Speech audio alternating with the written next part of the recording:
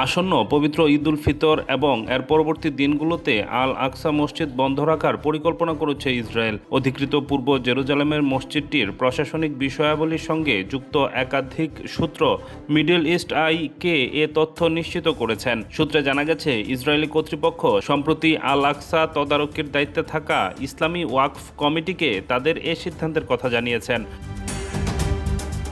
বর্তমানে ইরানের বিরুদ্ধে ইসরায়েল ও যুক্তরাষ্ট্রের চলমান সংঘাতকে কেন্দ্র করে নিরাপত্তা পরিস্থিতির অজুহাতে চলতি মাসের শুরু থেকেই মসজিদটি বন্ধ রাখা হয়। পবিত্র রমজান মাসে এমন পদক্ষেপকে নজিরবিহীন বলছে ফিলিস্তিনিরা। তাদের অভিযোগ, নিরাপত্তার অজুহাতে আল আকসার উপর পূর্ণ নিয়ন্ত্রণ প্রতিষ্ঠার অপচেষ্টা চালানো হচ্ছে।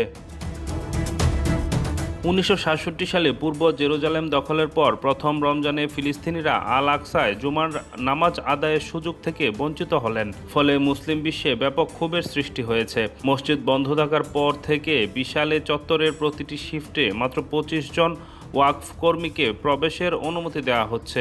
এমনকি অতিরিক্ত একজন কর্মী প্রবেশের আবেদনও নাকচ করেছে ইসরায়েলি পুলিশ।